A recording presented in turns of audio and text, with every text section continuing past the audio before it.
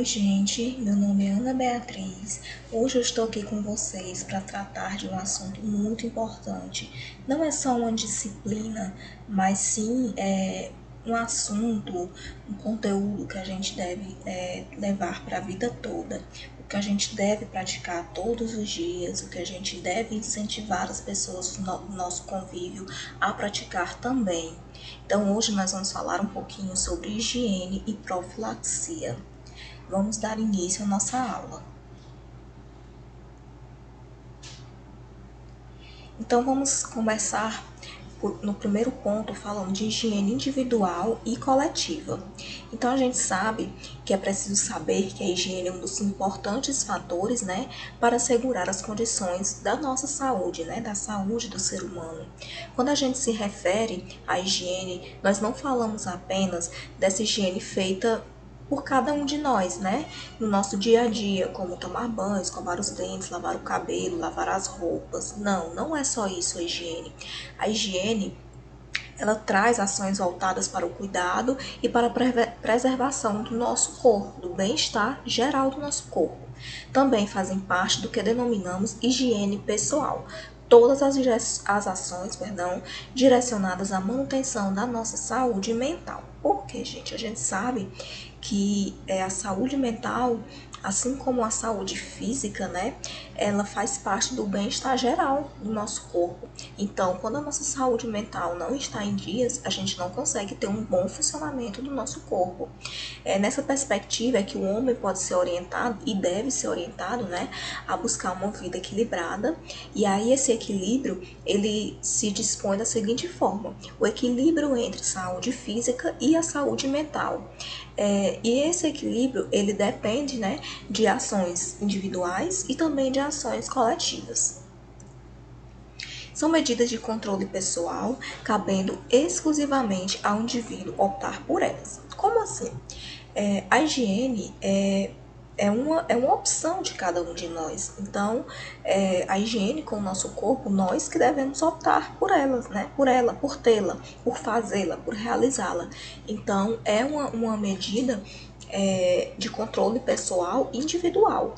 A decisão por optar por essas medidas exige que a pessoa conheça. Então, para que a pessoa possa realizar uma higiene adequada e correta, a pessoa, o ser humano, ele tem que conhecer, E aí entra o papel de toda a equipe de saúde, De estimular o indivíduo, estimular a comunidade a ter essa higiene, ensinar, tirar dúvidas e fazer esse estímulo diário.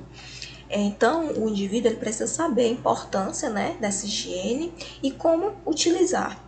Então, a educação e a orientação para a saúde, elas são transmitidas na esfera familiar, na esfera cultural e também, muito importante aí, nas ações governamentais. Então, assim, o poder público ele é muito importante nesse âmbito, porque ele dispõe de recursos para que os profissionais eles façam esse trabalho, promovam esse trabalho de higiene com toda a coletividade, com toda a família, adentrando nas culturas, que a gente sabe que cada região tem sua cultura e os profissionais eles devem respeitar essa cultura, devem ouvir, devem entender, devem respeitar, mas devem aconselhar a como é a higiene correta.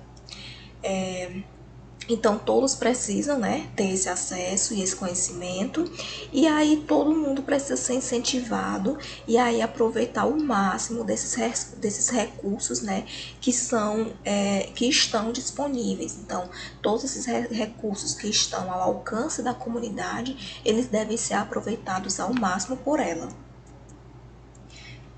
O conceito de higiene, então, deve se incorporar não apenas na dimensão pessoal, como eu já disse para vocês, mas, sobretudo, na dimensão social, que nesta perspectiva inclui necessariamente os fatores econômicos, políticos, podendo em pauta a questão de responsabilidade governamental.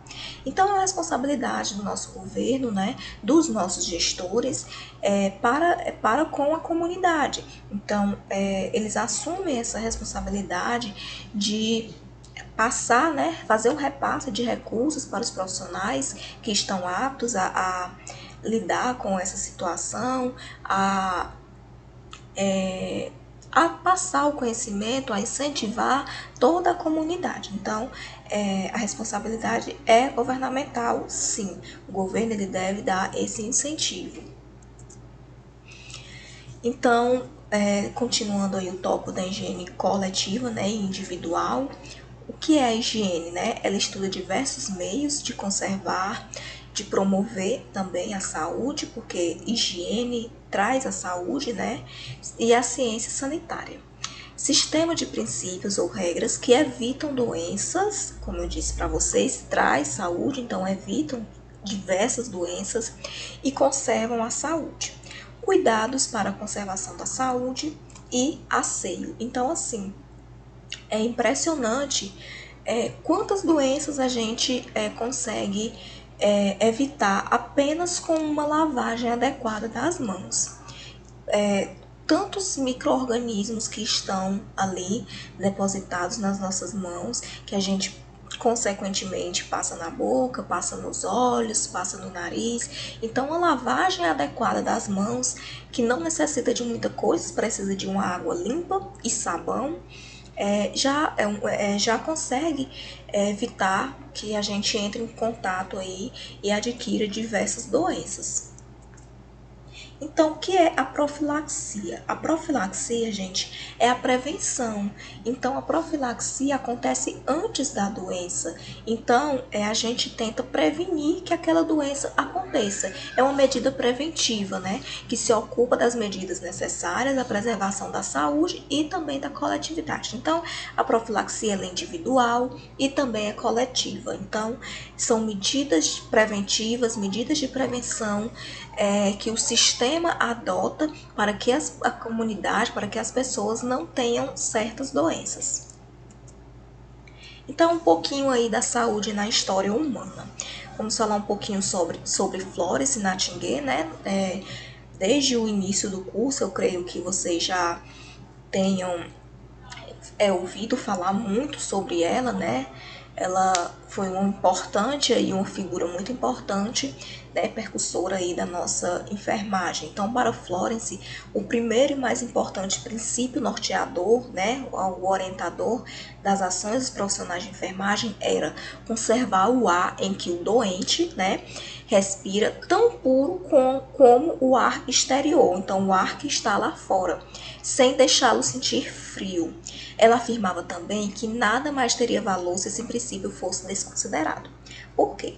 Porque Florence, ela traz uma teoria que é a teoria ambientalista para a gente. Então, ela buscou através de medidas simples, porque naquela época não tinham os recursos que a gente tem hoje, então através de medidas simples de higiene, ela conseguiu com que o número de doentes lá na guerra, né, que ela estava na Guerra da Crimeia, então ela conseguiu, com essas medidas simples, que diminuísse bastante o número de doentes, ou que as pessoas que lá estavam doentes, que ficavam muito tempo e até vinham a óbito, conseguissem se curar mais rápido. E ela conseguiu isso só melhorando o ambiente em que ela trabalhava. Para a gente ver o quanto a higiene é importante. E a higiene pessoal, né, a higiene individual e a higiene coletiva, que foi como ela fez. Ela cuidou da higiene de todo o local, de todo o alojamento. Então, a Florence, ela referia-se não somente ao valor da higiene e da profilaxia, mas também à necessidade dos profissionais de enfermagem, todos os profissionais de saúde da época, observarem regras e princípios que melhor preservassem e também conservassem a saúde, de modo a evitar o aparecimento dessas doenças. Então, ela preconizou muito a lavagem das mãos, a higiene desses profissionais ao manusear esses pacientes, porque antes disso os profissionais, até mesmo de enfermagem, eles chegavam para manusear o paciente com as mãos contaminadas. E depois que ela adotou essa teoria ambientalista, ela pôde trazer como é que eu posso te explicar para vocês? Depois dessa teoria ambientalista, ela conseguiu conscientizar toda aqueles profissionais que eles deveriam ter higiene para manusear os pacientes, que aquilo iria fazer com que os pacientes eles se curassem mais rápido ou evitassem alguns outros tipos de doenças. Então, fazendo alusão aí às condições sanitárias das residências, destacaram cinco pontos, né, que consideravam ser essenciais para assegurar a higiene das habitações. 5 pontos aí: o ar puro, sem contaminação. A gente sabe que hoje é quase impossível, né, mas a gente tem que lutar por um planeta com menos contaminação. Acho que cada um fazendo a sua parte melhora, né, bastante. A água pura, a rede de esgoto eficiente. Então, a gente tem que ter uma rede de esgoto legal, uma rede de esgoto bem feita, a limpeza de todo o local, a limpeza pessoal também e a iluminação. Então, agora nós vamos falar um pouquinho sobre a vigilância sanitária. É um ponto bem importante aí da saúde pública.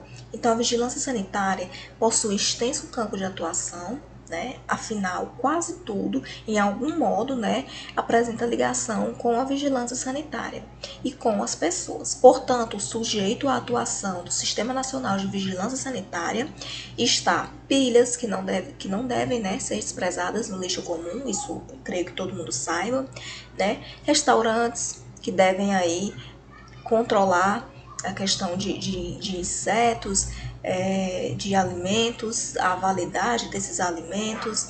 Então, fábricas, como essas fábricas estão sendo organizadas, o modelo de trabalho, se estão adoecendo os trabalhadores, né, com a carga excessiva de trabalho. Então, tudo isso faz parte aí da vigilância sanitária e diversas outras coisas. A vigilância sanitária, ela abrange muitas coisas dentro da saúde pública, dentro do Sistema Nacional de Vigilância. Então, a gente tem vigilância sanitária, a gente tem a vigilância ambiental, a gente tem a vigilância epidemiológica e logo depois foi criada a vigilância em saúde do trabalhador, que é voltada só para os empregados, né? Então, seja na área de produção, prestação de serviços ou controle do meio ambiente, a vigilância ela se encontra no espaço para sua atuação.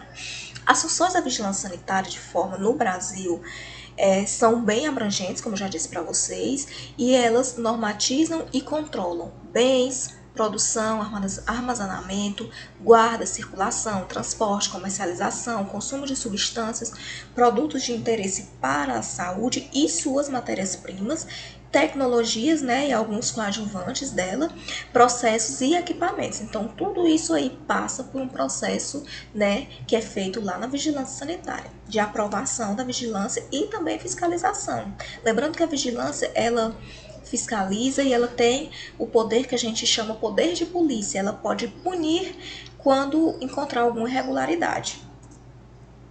Então, tecnologias médicas, procedimentos, equipamentos, tudo relacionado à pesquisa em saúde, serviços que são relacionados ou não com a saúde, direta ou indiretamente, né, que são prestados tanto pelo Estado quanto pelo setor privado. Então, assim, a vigilância sanitária, ela atua tanto no setor público como no setor privado. Então, ela pode ir fazer uma fiscalização e punir um matadouro municipal, por exemplo, e ela também pode fiscalizar e punir, se achar irregularidades, um supermercado privado, né? Então, ela atua em todo esse âmbito.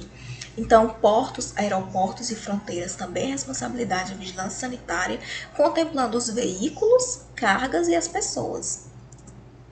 Então, alguns aspectos ambientais, porque a gente também tem a vigilância ambiental, que tem a sua parte, mas a vigilância sanitária também entra aí nesses aspectos, processo de trabalho e saúde do trabalhador. Então, todas as pessoas que atuam na área de saúde, elas devem ter pelo menos um conhecimento básico de como funciona o setor de vigilância sanitária do seu estado, e do seu município principalmente, né, deve procurar saber como agem e como é que são as medidas que são adotadas, os resultados esperados, se está havendo mesmo fiscalização, Se souber de algum fato, se tiver conhecimento, denunciar para que a vigilância sanitária vá no local, fiscalize se houver irregularidade, faça as devidas punições. Então, tudo isso também é papel da comunidade. A comunidade ajuda a vigilância a fazer esse trabalho.